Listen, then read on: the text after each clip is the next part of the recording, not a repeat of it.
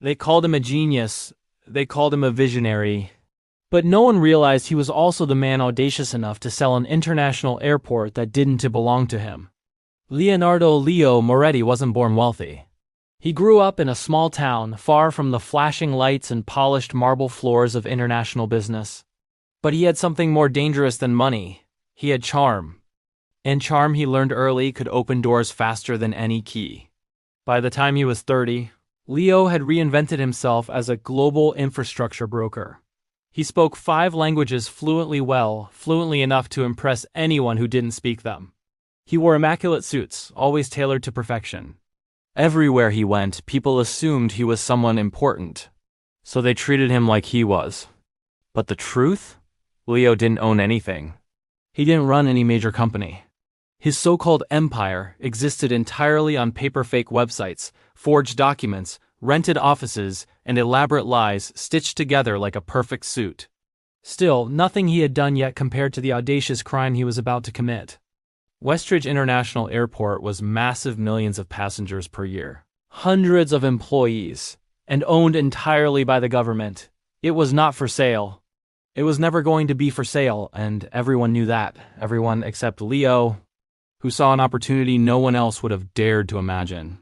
He forged an investment crisis fake reports, fabricated economic documents, and doctored emails. He created a believable story that the government was secretly looking to privatize the airport to cut costs. He knew one thing: rich foreign investors love a secret deal, especially one that promises profit before the public hears a whisper of it. So Leo created a fake government task force. Fake signatures, fake seals, fake contracts. He even hired actors to pretend to be ministry officials in meetings.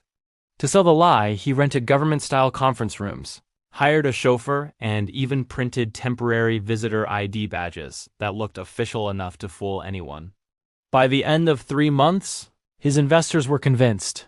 The airport was about to become the region's biggest private acquisition, and Leo Moretti was the man who could make it happen. The deal closed on a humid Thursday morning.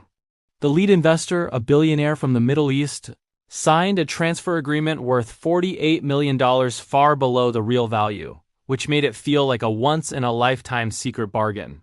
Leo kept a straight face the entire time, acting as if he'd done this dozens of times. With a calm voice, he said, "Gentlemen, congratulations. You are now the owners of Westridge International Airport." He shook their hands, smiled politely, then excused himself to attend another confidential meeting. But he wasn't going to another meeting. He was going straight to the airport, the real airport, to board a flight out of the country before the truth exploded. He didn't check luggage. He didn't say goodbye to anyone. He walked calmly to his gate and vanished into the sky before anyone knew what had happened. The investors tried to enter the airport the next week. They arrived with their entourage, lawyers, and brand new ownership badges. The airport security guards stared at them. Owners? Of what? Confusion turned to shock. Shock turned to anger. And anger turned into a government-wide investigation. The ministry said they had never heard of Leo. There was no sale, no negotiations, no privatization plans. The investors realized they had bought an airport that wasn't for sale from a man who never owned it. Within hours, the story hit global news. A fraud so bold, so unbelievable, that reporters called it the scam of the century. Authorities scrambled to find Leo, but he had already crossed 3 borders using fake passports and disappeared into a country with no extradition treaty. He was gone. Interpol searched for him for years. Sightings came in from Dubai, Singapore, Argentina, none confirmed. Some say he retired on a private island. Some say he continues selling things that don't belong to him, mines, highways, even a national stadium once rumored to be secretly for sale. But the truth? No one knows. Leo Moretti became a ghost, a legend whispered in government offices and investment circles. The man who sold an airport and walked away smiling.